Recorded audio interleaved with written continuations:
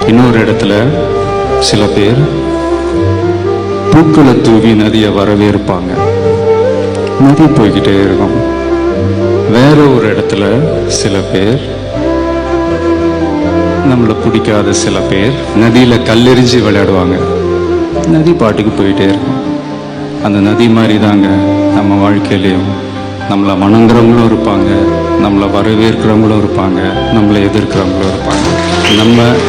நம்ம வேலை நம்ம கடமையை செம்மையாக செஞ்சுட்டு அந்த நதி மாதிரியே போய்கிட்டே இருக்கும். அப்படி பேசும்போது காமனாக என்கிட்ட கேட்குற ஒரு விஷயம், இந்த நெகட்டிவிட்டிஸ் எல்லாரும் சுற்றி இருக்கும் இல்லையா, அந்த மாதிரி உங்களை சுற்றி இருக்கிற நெகட்டிவிட்டிஸை நீங்கள் எப்படி சார் ஹேண்டில் பண்ணிக்கிறீங்க?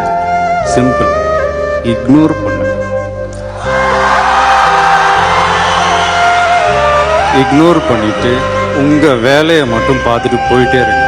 கத்தி கத்தி பார்த்துட்டு டயர்ட் ஆயிடுங்க. லைஃப் கூட ஃபுட்பால் கேம் மாதிரி தாங்க. நாம கோல் போட ட்ரை பண்ணுவோம், அதை தடுக்கிறதுக்கு ஒரு கூட்டமே ஒன்று வரும். சமயத்தில் நம்ம சைடு இருக்கிறவனே சேம் சைடு கோல் போட்டுருவான். ரைட்டுங்களா? Kill them with your success, bury them with your smile.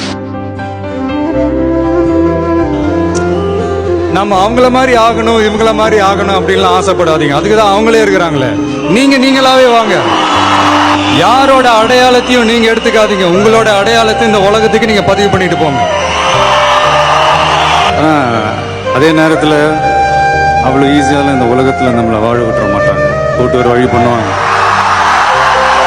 நாலா பக்கத்துலேருந்து போட்டு நம்மளை ஒரு ப்ரெஷர் பண்ணுவாங்க. வேற வழியே இல்லை. அதெல்லாம் தாண்டி தான் நம்ம வந்தாகணும்.